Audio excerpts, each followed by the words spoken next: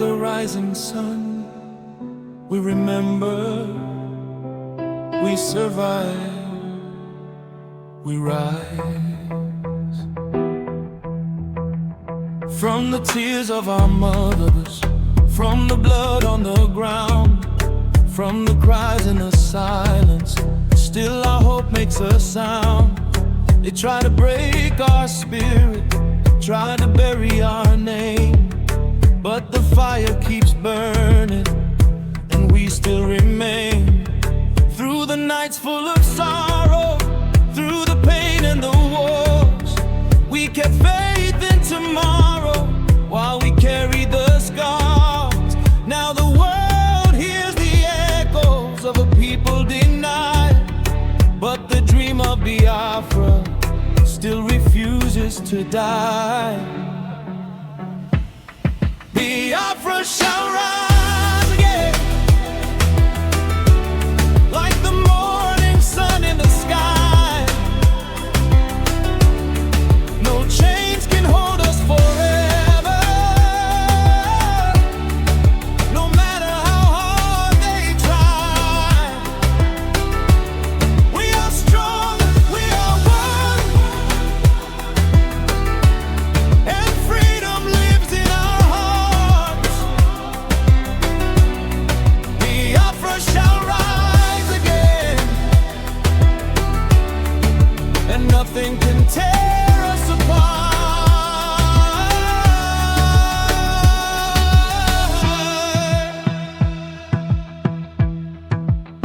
In the villages burning, in the camps filled with fear, still the voices keep singing, freedom time is near.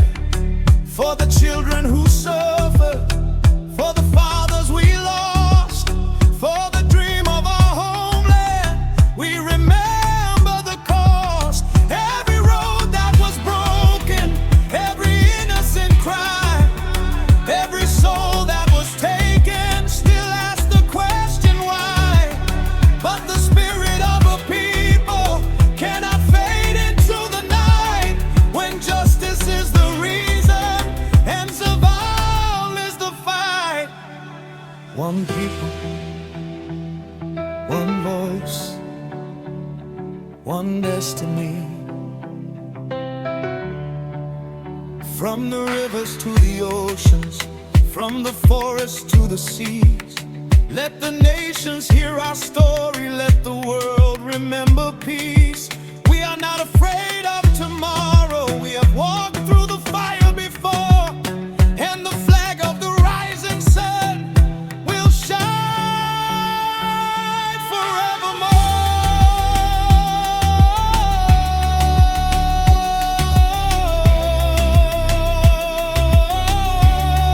Biafra shall rise again, like the eagle above the storm, a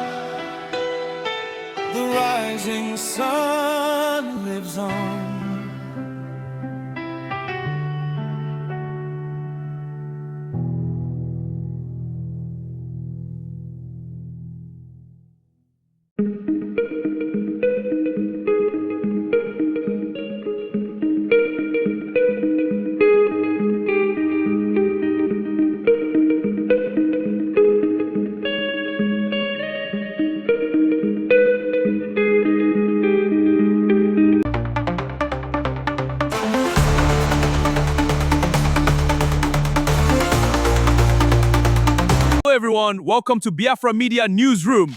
I remain your presenter, Edidem Unwana. This is a special investigative report to expose decades of systematic oppression against Biafran independence. A half-century of subjugation, exposing Nigeria's relentless campaign to crush Biafran independence. Good evening. This is a Biafra Newsline special investigative report. Tonight, we pull back the curtain on a half-century of subjugation, exposing Nigeria's relentless, structural campaign to crush Biafran independence. I am Edidem Unwana, senior political analyst. For more than 50 years, the structural framework of the Nigerian state has relied on a single, enforced dogma: the unyielding preservation of a forced construct known as One Nigeria.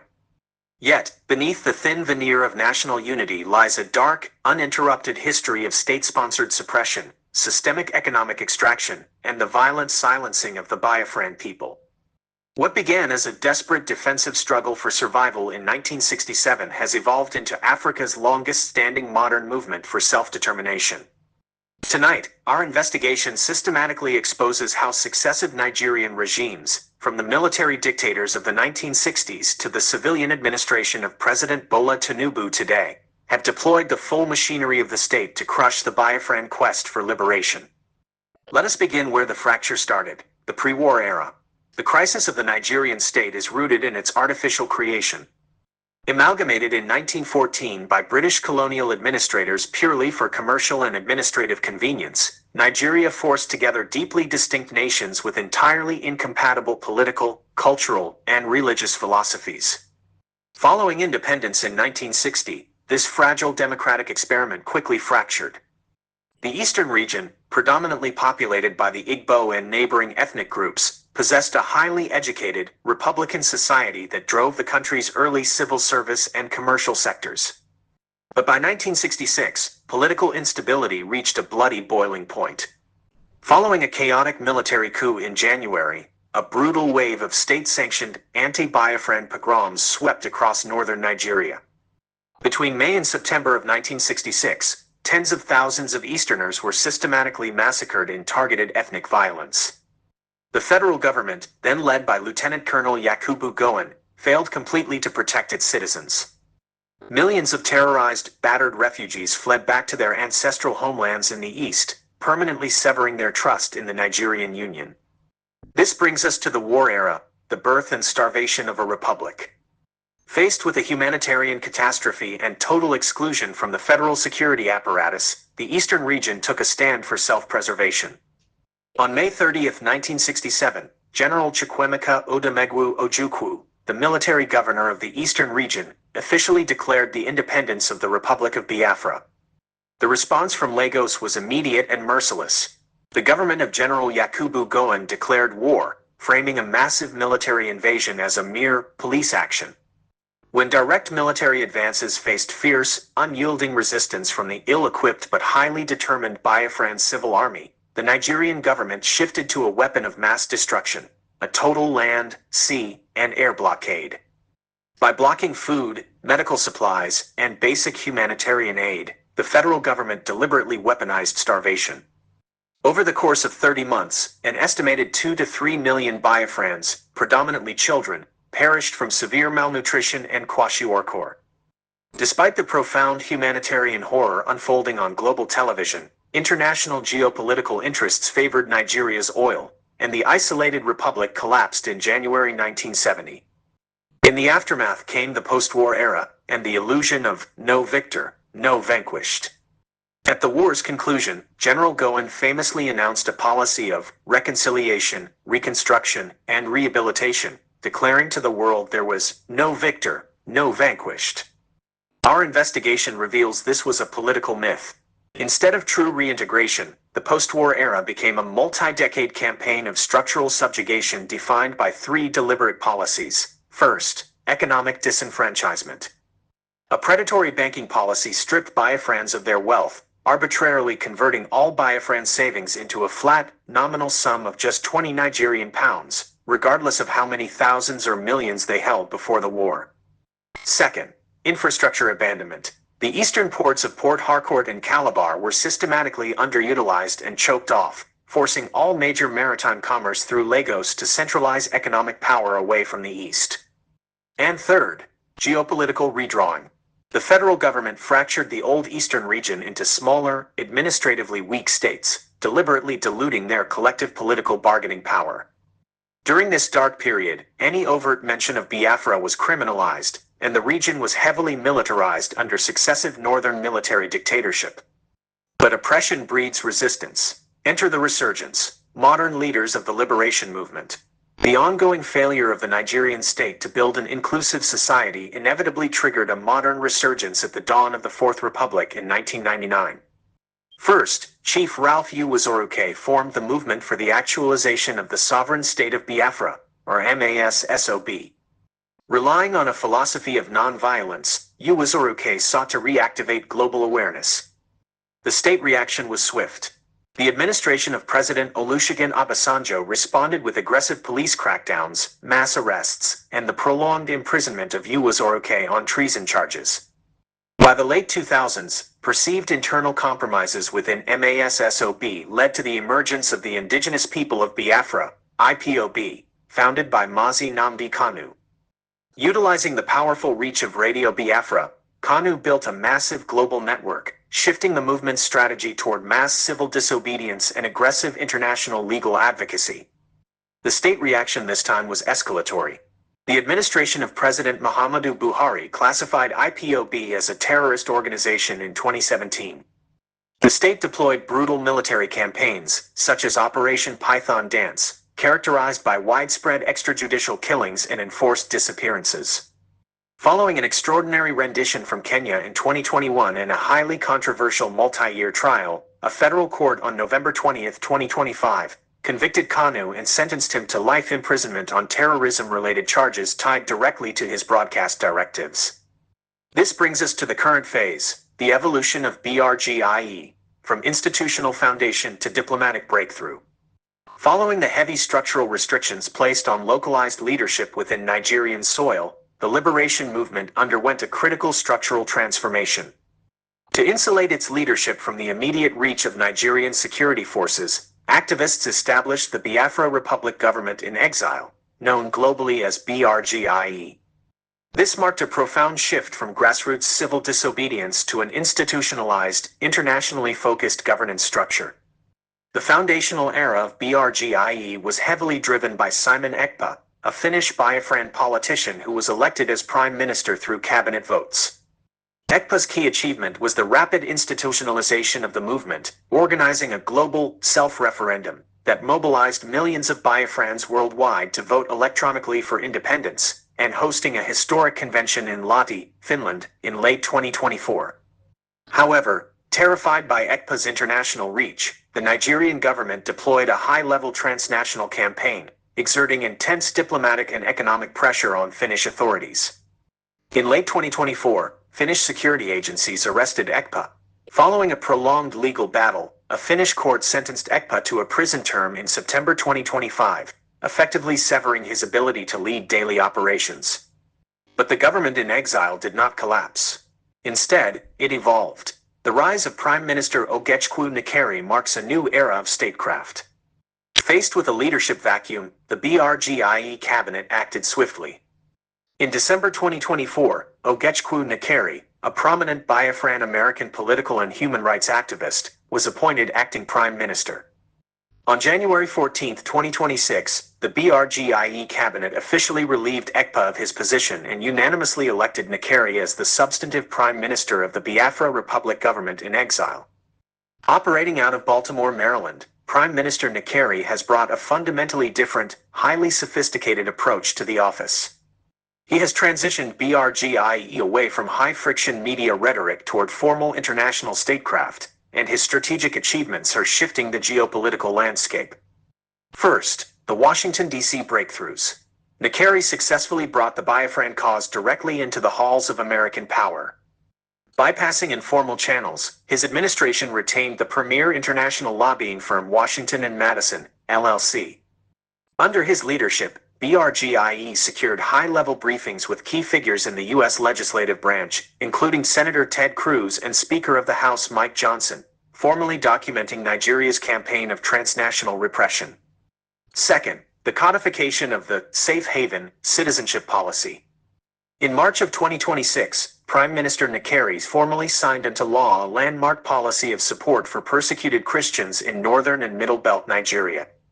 This policy establishes that an independent Biafra will serve as a structural safe haven for persecuted minorities across West Africa, analogous to Israel's role as a global homeland, guaranteeing automatic Biafran citizenship to Christians fleeing religious persecution upon independence. And third, asserting sovereignty over detained leaders. Nakeri has established a strict policy regarding the legitimacy of the struggle, explicitly declaring, and I quote, "Free Biafrans cannot take orders from someone in prison." While aggressively advocating for the release of Mazi Nnamdi Kanu to the U.S. government, the Nakeri administration has officially declared that any unilateral negotiations struck between the Nigerian government and Kanu while he is behind bars will be treated as null and void. Nakeri has positioned BRGIE as the sole legitimate authority capable of negotiating terms of separation. Naturally, this diplomatic advancement has triggered absolute panic in Abuja. Our investigation now uncovers the war in Washington, Nigeria's aggressive counter-campaign to stop PM Nakeri. Rather than dismissing the exiled cabinet, the administration of President Bola Tinubu has launched a massive, multi-million-dollar transnational campaign to aggressively neutralize PM Nakeri's diplomatic breakthroughs. Our first investigative disclosure, the $9 million counter-lobbying blitz. When PM Nakeri formalized BRGIE's diplomatic machinery in Washington, the Nigerian state responded with massive financial force. Documents filed under the U.S. Foreign Agents Registration Act, or FARA, reveal that in December 2025, acting on behalf of Nigeria's National Security Advisor Nuhu Ribadu, the Nigerian government hired an American public affairs and lobbying giant, DCI Group AIS, LLC. The contract? A staggering $9 million total, paid out at $750,000 per month. The mandate given to these high-priced Washington lobbyists, including veteran campaign managers Justin Peterson and Doug Davenport, is explicitly designed to counter Nakeri's narrative, neutralize the push for U.S. financial and travel sanctions against corrupt Nigerian officials, and weaponize localized conflicts in the southeast to brand the entire exile government as an unstable entity. Our second disclosure, exploiting internal fractures via expulsion propaganda. The Nigerian intelligence community has aggressively leveraged information warfare. Analytical publications, including deep dives highlighted by Africa Confidential, have exposed how Nigeria exploits internal BRGIE rivalries, amplifying statements from a dissident faction claiming Nakeri had been expelled. This propaganda is intentionally fed to mainstream media to present PM Nakeri to the U.S. State Department as the leader of a fractured faction rather than a legitimate prime minister. Furthermore, Abuja continues to exert transnational legal and surveillance pressures, repeatedly pushing international law enforcement networks to slap a blanket terrorist designation on BRGIE to freeze diaspora funding mechanisms and halt the 100% ROI IOU investment programs. By spending $9 million to match BRGIE dollar for dollar in Washington, the Tinubu administration has inadvertently confirmed a critical reality. PM Ogechukwu Nakeri's diplomatic statecraft poses a direct, existential challenge to the international legitimacy of the Nigerian state. This leads to our final analytical focus: why Nigeria can't let Biafra go. The relentless refusal of the Nigerian state to grant Biafran self-determination is not driven by a desire for peace or national pride. It is driven by existential panic. First, consider the parasitic resource lifeline. For over half a century, the Nigerian federal government has funded its massive bureaucracy, its political class, and its economically non-viable states primarily through the oil and gas revenues extracted from Biafran territories. Furthermore, the Southeast serves as the entrepreneurial and commercial engine of the country. From the industrial manufacturing hubs in Niwi and Aba to the sprawling trade networks of Onitsha, the Nigerian state heavily taxes and exploits Eastern commerce to subsidize a highly centralized federal government. Second, consider what Nigeria fears losing. Abuja is terrified of the domino effect. Nigeria is a deeply fractured union held together solely by state coercion. The departure of Biafra would likely trigger immediate, unstoppable secessionist demands from other marginalized blocs, including the Yoruba nation in the West and various minority groups in the Middle Belt, leading to the total liquidation of the Nigerian state. They fear losing their geopolitical status. Nigeria's title as the Giant of Africa gives it diplomatic leverage at the United Nations and the African Union. Losing Biafra means losing its vast coastline, strategic maritime borders, and key industrial zones, instantly reducing its global influence. And finally, it would mean the exposure of the ruling class. Without access to free Eastern resources to fund their local governments and maintain vast patronage networks, the structural fraud of the Abuja political establishment would be completely laid bare. Under the current administration of President Bola Tinubu, the strategy of suppression has evolved into an institutionalized security lockdown and economic isolation. The southeast region remains heavily saturated with military checkpoints. To enter into an official dialogue about a referendum would require admitting that the One Nigeria experiment has failed, something the current establishment refuses to do. Consequently, the state pathologizes the demand for independence, treating a legitimate political aspiration strictly as a law and order threat. In closing, the latest events in Washington, D.C. and the ongoing realities on the ground make clear that peace, protection, and justice will only come through the Biafran struggle for independence. For effective, legitimate, and internationally coordinated engagement, we urge you to support the Biafra Republic government in exile, the authorized government body mandated to pursue recognition, diplomacy, and liberation efforts. Here is how you can support the movement tonight. Visit the official website at link to biafrarepublicgovernment.org. Invest in Biafra's future through the 100% ROI IOU program. Donate directly to support the liberation effort on the official site, or contribute via the Hope and Strength Initiative GoFundMe campaign. Every single contribution strengthens the path toward a peaceful, legitimate, and internationally recognized Republic of Biafra. Stay informed, stay alert, stay free. Thank you for listening, and good night.